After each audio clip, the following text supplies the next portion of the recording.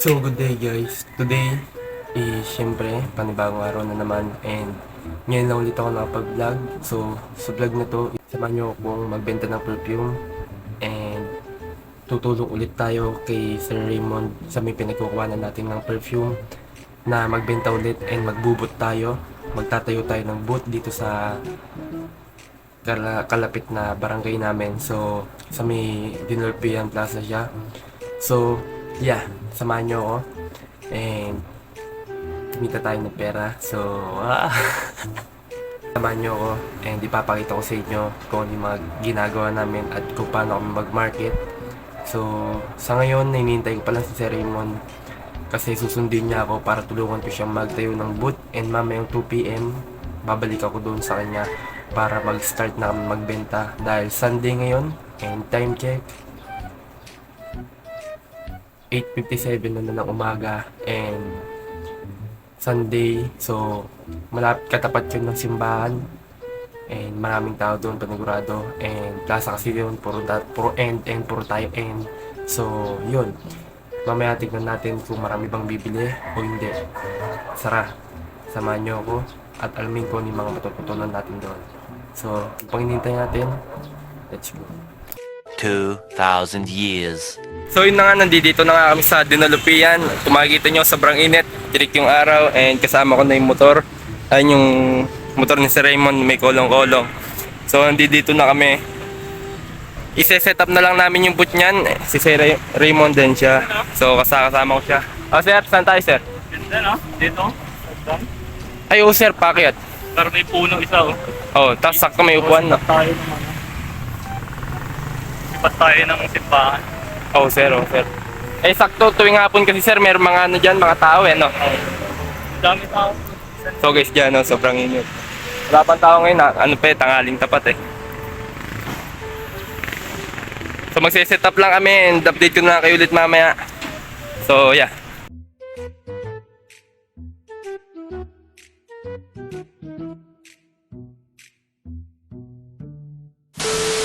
So yeah, natayo na namin yung tent.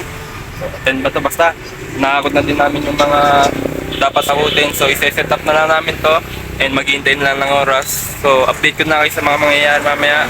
Kung may bebenta pa, yeah, update ko na kayo. Yun.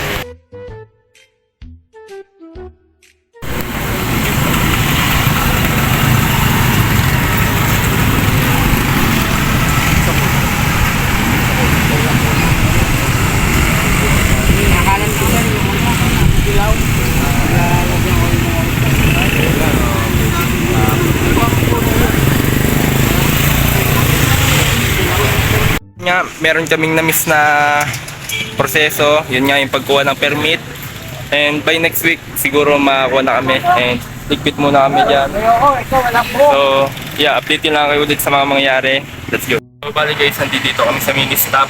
So, merienda muna kami. Ayan. Time check.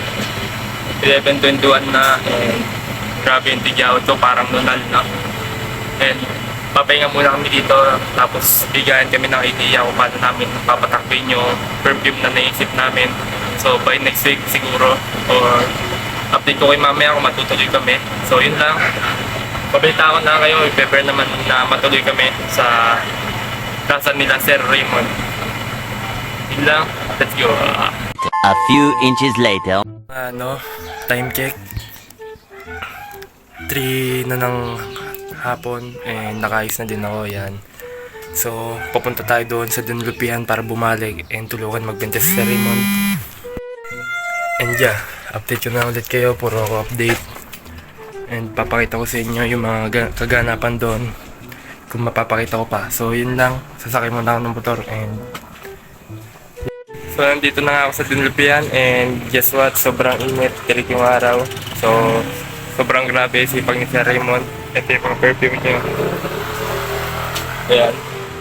So, nililipat niya doon yung perfume kung makikita nyo. Kasi dito sa piyesta na pinepesto niya kanina is sobrang init na, patirik ng araw. Ay paubos na yung lilim dito, ano. So, maghihintay na lang kami ng oras. Time check. 3:11 na. And siguro mga bandang 5 or 6 is may mga tao na dito and doon na kami bebenta. And balitaan ko na kami mamaya. So yeah.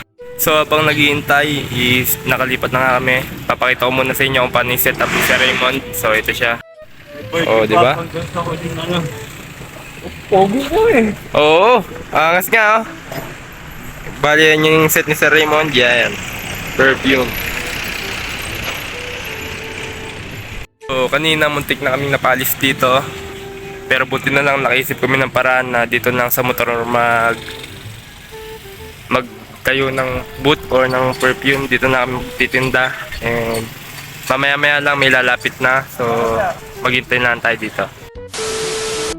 So ayun na nga, nakabenta na kami and di ko lang na video po siya kasi nawala na sa isip ko, pero meron na akong nilapitan na 2 tao and inalok ko sila kung pwede silang pumunta doon dito sa booth namin and maamoy yung perfume namin.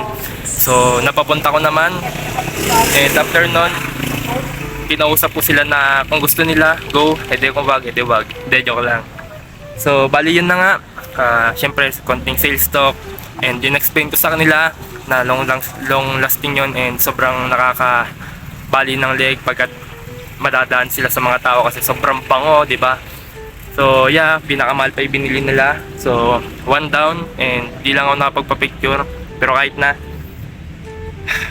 update ko na ulit kay mamaya and sana ma-video ko na, hindi ko malimutan. Update ko na kay mamaya.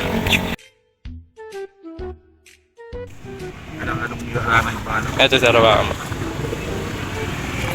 Meron dito yung Dior. Nasaan ba yun?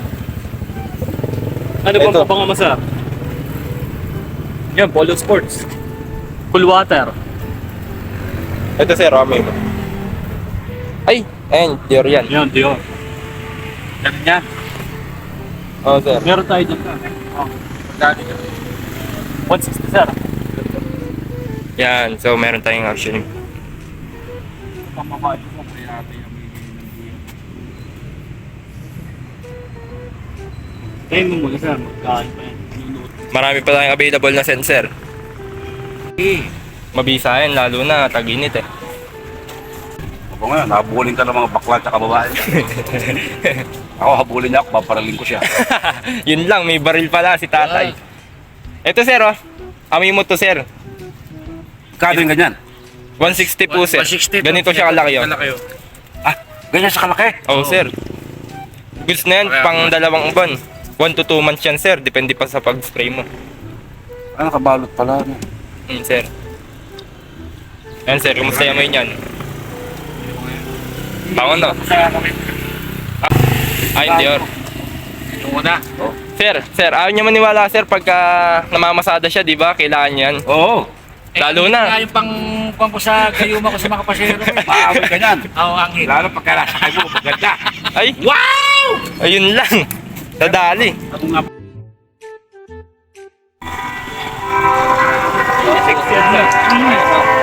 Okay, thank you. Thank you. So as you can see, nakikita. Ano na ba yan? Ay, ano pa lang pala tayo sir, no? Magtatayo pa sa iba, no? Oo, lilipat. Lumipat eh. Oo, lilipat kasi kami tawag dito, pinalipat kami ng Marshall kesyo bawal daw and lumipat na kami. Ngayon naghahanap na lang kami ng location ni Sir Raymond para mapapagtayuan namin. Hanap lang kami ng spot. So update ko na ulit sa mangyayari. So nakahanap na kami ng spot ni Sir Raymond, which is dito sa harapan ng simbahan. Actually gilid siya pero ayan, katapat namin yung simbahan. So dito kami, kung makikita nyo. Yan. So yun na nga guys, pauwi na nga ako and naglalakad ako kasalukuyan. So iniwan ko na si Raymond doon, time check 5:31 na ng hapon and success, okay? Nakapenta tayo, hindi tayo zero ngayon. So ngayon papunta tayo sa Manukan para bumili tayo ng ulam natin ngayong hapunan. Okay, so lakad-lakad lang tayo konti. So nahiya ako kasi sobrang dami nakatingin sa mga nagtatricycle, pero okay lang, laban natin. And siguro balitaan ko lang kayo sa pag nakauwi na ako and doon ko yung mga nangyari. Yun lang naman and let's go. So mga kaibigan, habang naglalakad pala ako, isip ko ganito na yung mga nangyari. So malayo-layo pa naman. Kanina kasi is pinapalis na kami ng marshal doon na kung saan mga kaibigan is bawal pala talaga magtinda doon sa gilid kasi kailangan na nga namin ng permit kasi public yun and tasa pa siya na pinagtatambayan ng mga kabataan So ayun nga, may na-realize lang ako na sobrang hirap pala talaga ng nagbi-business lalo na pagkalakang piesto o sariling piesto kasi may times talaga na may mga ganong experience kang tulad ng yung mga experience na madadaanan and possible pa na worse, di ba? Pero lesson learned pa din yun, hindi ka tali doon. So dito na siguro magtatapos tong vlog na to. Bibili na lang ako ng ulam para sa bahay mamaya. Yun lang naman and see you soon.